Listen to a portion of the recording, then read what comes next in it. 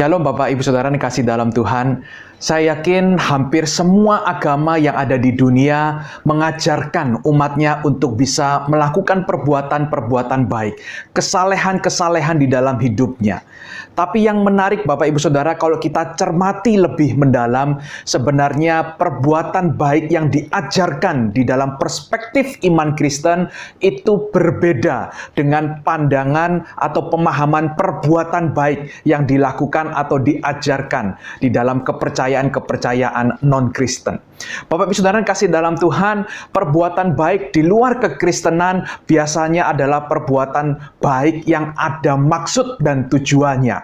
Dan perbuatan baik yang ada maksud dan tujuan tertentu itu bisa kita bedakan dalam arti kita pada akhirnya bisa menyimpulkan apakah perbuatan baik itu benar-benar baik atau perbuatan baik itu sebenarnya tidak sungguh-sungguh baik, atau boleh dikatakan perbuatan baik itu tidak baik sebenarnya. Bapak Ibu Saudara, apa yang saya maksudkan dengan perbuatan baik yang tidak baik? Tentu saja kita melihat daripada motif, alasan, tujuan dibalik seseorang melakukan perbuatan baik itu.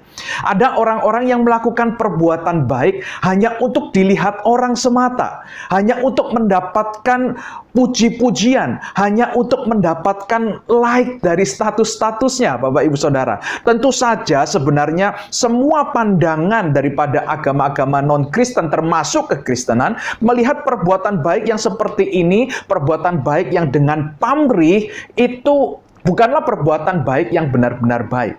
Tapi ada yang kedua Bapak Ibu Saudara, perbuatan baik yang tidak baik itu adalah perbuatan baik dengan ada tujuan untuk transaksi di sana. Apa maksud saya?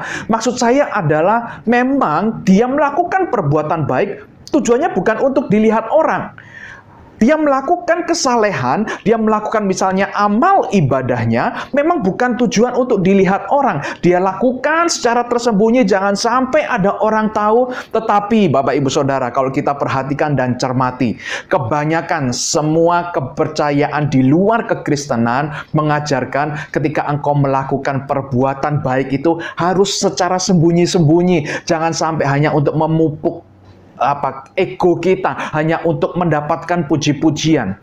Tapi paling tidak ketika mereka melakukan secara sembunyi-sembunyi, sebenarnya mereka punya satu tujuan, yaitu apa? Supaya dilihat oleh Allah yang dia sembah, atau otoritas tertinggi yang dia anggap sesembahan di dalam keyakinannya. Dengan demikian sebenarnya perbuatan baik yang dia lakukan itu dikenal atau bisa disebut sebagai, kita definisikan dengan kata perbuatan baik yang transaksional. Transactional goodness, perbuatan baik dengan satu maksud tersembunyi, yaitu supaya sesembahannya melihat perbuatan baiknya.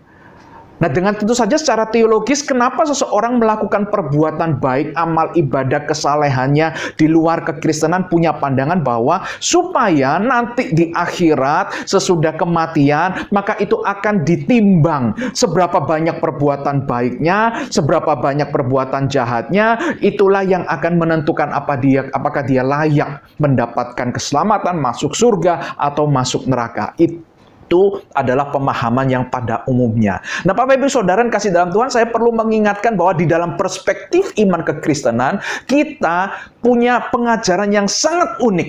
Kita melakukan perbuatan baik bukan punya maksud dan tujuan untuk mendapatkan sesuatu. Tetapi perbuatan baik dalam iman perspektif kekristenan adalah karena kita sudah mendapatkan sesuatu, yaitu keselamatan.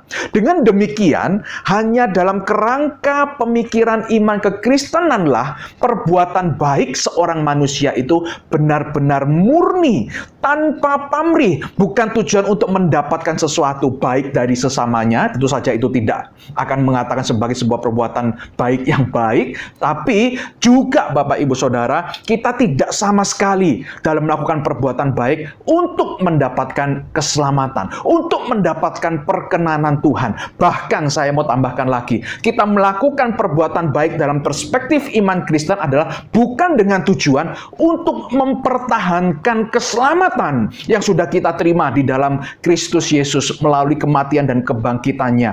Bapak Ibu Saudara yang terkasih dalam Tuhan, itulah sebabnya perbuatan baik yang kita lakukan itu adalah dengan tujuan bukan untuk mendapatkan keuntungan bagi diri kita sendiri, tapi untuk memuliakan nama Tuhan.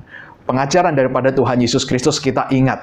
Matius 5 ayat 16 mengatakan, demikianlah hendaknya terangmu bercahaya di depan orang, supaya mereka melihat perbuatanmu yang baik dan memuliakan Bapamu yang di surga. Mari Bapak Ibu Saudara, di kesempatan berikutnya, ketika saudara dan saya melakukan perbuatan baik, kesalehan-kesalehan hidup kita, pahami bahwa tujuannya bukan kita untuk dilihat orang, tujuannya bukan supaya kita memupuk kebaikan dan mendapatkan perkenanan Allah ataupun mempertahankan keselamatan yang sudah kita terima, tapi semata-mata tujuannya adalah untuk mempermuliakan nama Tuhan.